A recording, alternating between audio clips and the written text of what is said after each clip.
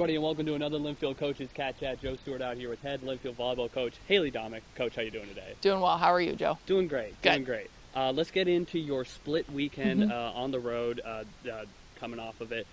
So you go up to Willamette and lose 3-0, but able to bounce back against Lewis and Clark. But let's break down that Willamette match. It was actually a pretty clean match for you guys. Errors have been an area that you guys have struggled in, but it was even throughout the match and not too bad on any one individual either. But it seemed like Willamette really came out and set the tone early. So just kind of take us through what happened there on Friday night. Yeah, they started off really, really clean, and their outsides were absolutely killing it. So that was hard for us to stop in that first set. I was proud of our response in the second set. We had a couple of untimely errors there at the end that really allowed them to finish with 2 strong points. So that was a tough one for us, but I was proud of how we responded in sets 2 and 3. Yeah, the timing of those were specifically not great, but overall it did seem an improvement in just playing more cleanly overall. So against Lewis and Clark, that was a team that you guys were able to handle pretty well when they came to McMinnville to open the season. They ended up taking it to 5 sets. Teams evolve over the course of the season. Yeah. We know this.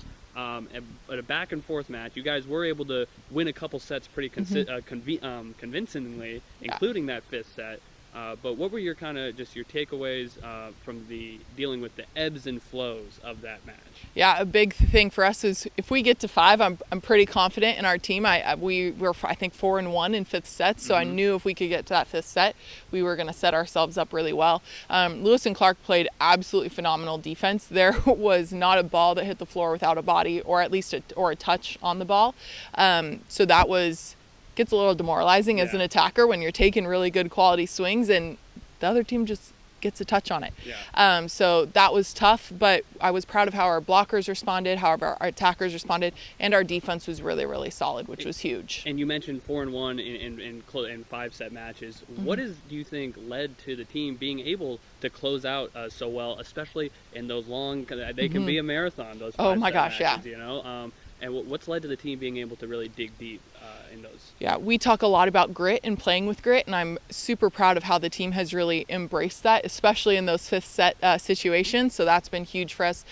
We also just come out really well. We've started really strong. We finish matches strong. It's that middle section. So I feel like when we play to 15, it kind of eliminates that middle section for us. Sure. Okay, Raylan Hammock, I mean, it's hard not to talk about her after every match, but had a fantastic performance. Her 3rd 25-point performance of the season, 4th of her career, and then 17 blocks as well.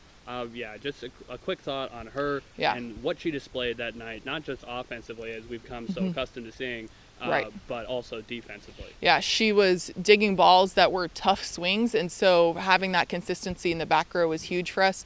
Raylan also was a great leader for us on the court against Lewis and Clark, and so that was huge in those moments where people might start to second guess themselves or question, okay, did I make the right decision? Did I not? Her coming alongside her teammates was absolutely huge for us. Yeah, it's absolutely essential. But defensively overall, even though Lewis and Clark able to get to a 5th set with you guys, it was a good defensive match for you guys. You had 4 players with over 15 digs, led by Maya Nakasone, 22. The first time she's been able to play 5 sets in a match this year, been very limited due to injuries. How did it help you guys defensively, just getting her back at full strength and the kind of tone it set for the rest of the team? Yeah, Maya is so quick on defense that it was huge for us to be able to have her. She picked up some tough setter dumps. She picked up some tough shots. So that was absolutely huge for us. It also helped us with our consistency in serve receive as well, which we talk about. If you can't serve and you can't pass, it's really hard to play the game of volleyball. Riley Kalahiki had 18 digs as well in that match. How crucial has it been with a team where you've got some great experienced veteran leaders, but you've also had to play your young players as well? How crucial it is to have a young player like that playing that well defensively specifically? It is huge. Riley, when we were in the recruitment process, talked about, hey, I want to play back row. I know I'm good in the back row, and I feel like she's really proved that this season. She's been a stalwart for us in the back row, both in serve receive and on defense, so that's been absolutely huge. And it's great for a freshman to get some exposure early in their career to what the pace of the college game is like and what type of swings you're going to see as a defender. So you got a split home and home coming up this weekend at PLU on Friday night against George Fox on Saturday. That's always a tough trip, but overall you're going to finish the season with 4 out of the last 6 at home, and that'll be great, especially after the long road stretch that you guys just came off of.